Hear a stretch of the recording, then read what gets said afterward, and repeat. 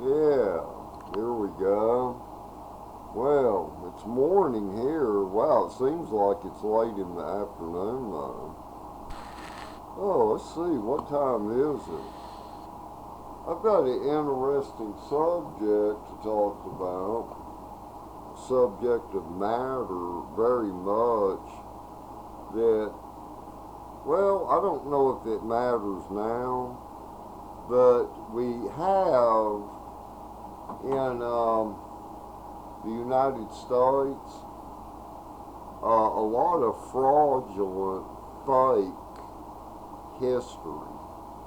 Things that are just not true, to where some truths are mixed up between the generations. What I'm going to talk about here is World War I generation. Most of these people were born in the early 1900s. And then you got the War II generation, which would be my parents. These people were born around 1930, right around in there.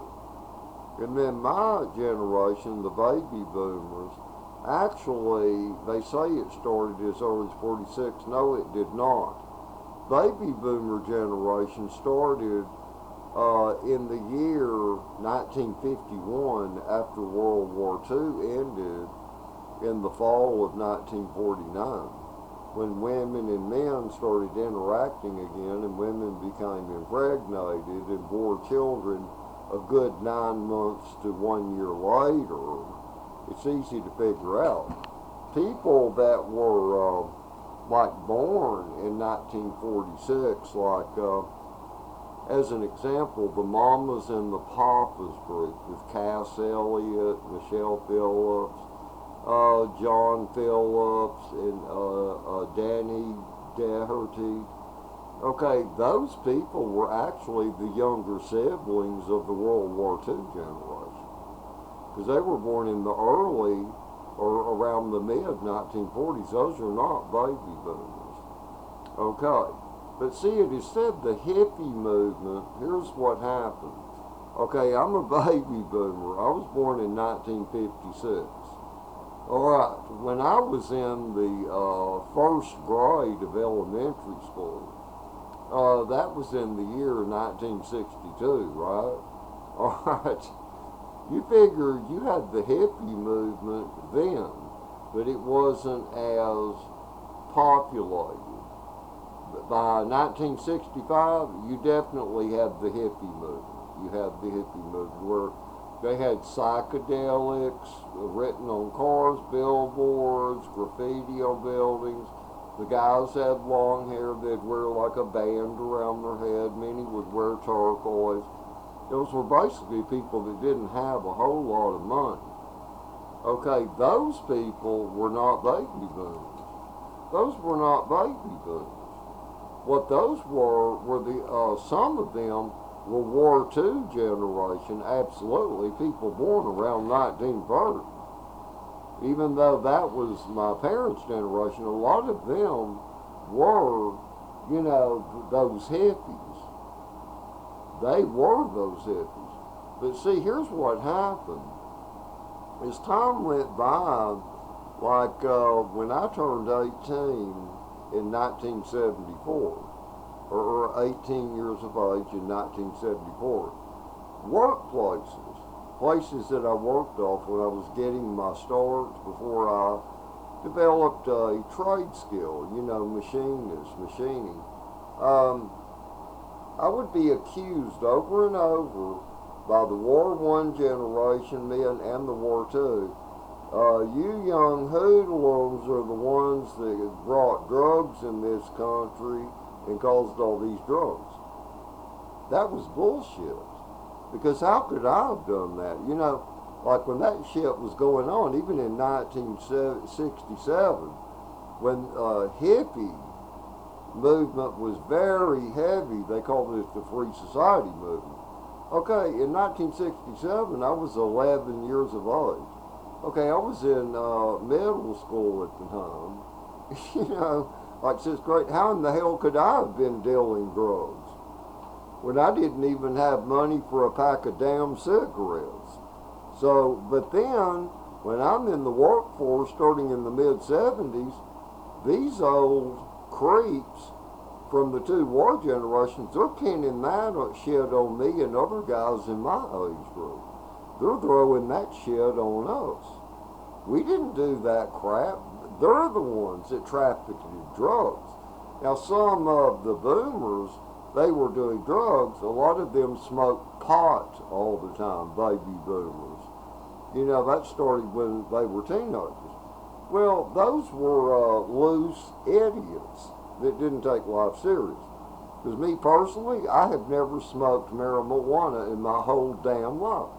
Because it's stupid. A few people that I would see do it, their eye whites would turn pink, and I thought, man, I'm not going to do that to myself. That's freaking ignorant, you know? But they weren't the dealers of the crap. See, people got it mixed up. They thought people that were on drugs were also the dealers. No, they weren't. It's drugs that were available that got them started on drugs. That's how that really works. You know, this is where history is fraud, what people believe. You know, one man told me about 4 years ago, his name is James, and I told him, I said, you're full of shit, you old creep.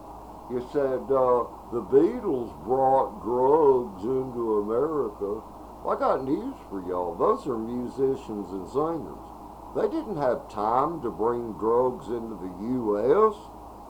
They didn't have time. No, man.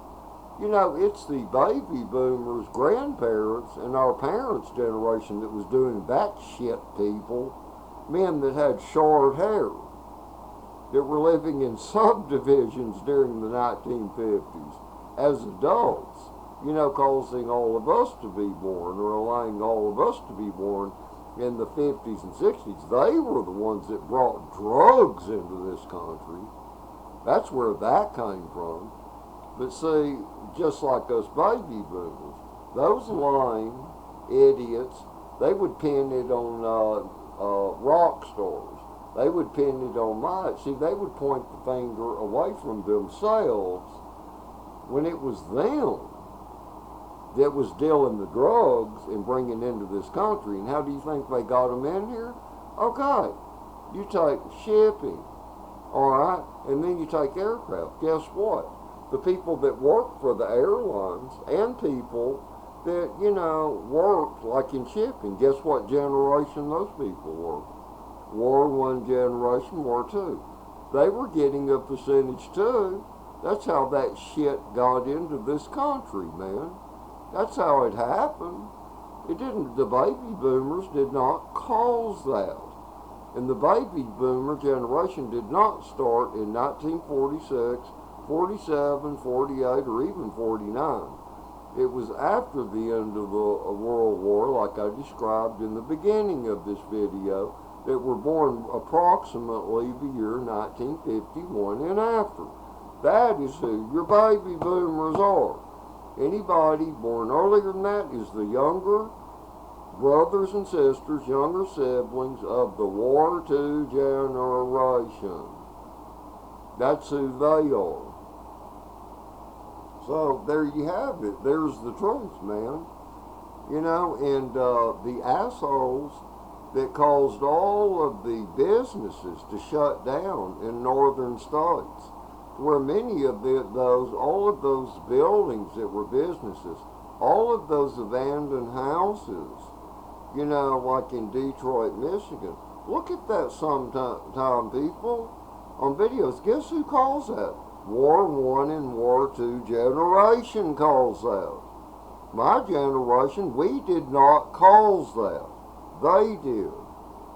So the generations have been mixed up. When you want to look at how drugs, how LSD got started in this country, amphetamines, barbiturates, marijuana, focus on people. War One generation and War Two generation people, not the boomers. Now, a lot of the boomers were hung up on those drugs. Some of them, like in 1965, 66, and on up. But they weren't the dealers. It's the people from our parents' generation that got those drugs in this country, the United States of America. That's the truth about that. But, you know, the reason I decided to make this video is because an old man, he was in his late 80s, made a video recently, and I saw it here on YouTube, and he was saying, yeah, these baby boomers, these young punks, they got drugs started in the country. That damn liar. We weren't old enough to do that stuff back then. And even if a person, let's say, would have been 18, you know, in the year 1960, where would they get the capital money to do that? No 18-year-old in 1960, unless they had a rich elite family, had the money to go to some other country and take hundreds of thousands of dollars and make deals and then pay, you know, to get it imported into America. Nobody had that kind of money. But a lot of people had nickel and dime change that got addicted to the crap that was living in this country. See, there's a big difference. But YouTube, let this get views. I'm trying to correct what is a fraud American history here. People have been told and taught to believe fraud, things that are not true. It was men with short hair that were the same ones, the male macho BS. Those are the ones that brought drugs in the United States. They never wore bell bottoms, they never wore long hair, and they never painted psychedelics anywhere or graffiti. They are the ones that were working the regular jobs back in the, you know, earlier decades, before the baby boomers were even around, okay? But, you know, that's defense to my generation, okay? That's defense to my generation. We didn't do that. But it's so amazing when I decide, you know, finally it was around, right at around year 1975. I wasn't quite age 19 yet. I started, you know, working my first full-time jobs, you know, to where I'd pay in Social Security, or they would take it out for me, and then I'd file an income tax return every year, you know, things like that. And I remember those two war generations constantly, it's like, you young punks brought drugs to this country. When it was their generation that did the crap, not mine. You know, most of the time, when someone accuses you of something, like if you have a spouse, and they say, I think you're cheating on me, or I'm scared that you're going to cheat on me and I'm going to lose you. You know why? It's because they're cheating themselves. Generally, when someone accuses you of something, it's because it's shit they're doing. Anyway, y'all have a good day, night, or whatever. And despite, you know, my language, some metaphors, you know, I'm direct, I'm blunt, you know, and there is righteous anger. Almighty God and Jesus Christ are the answer, people. You can deny it all you want, but you're going to eventually die, and you're going to have to face these things, and where you're going matters very, very much. But anyway, later, people, have a great, good old day and a good week. And be happy. Bye-bye.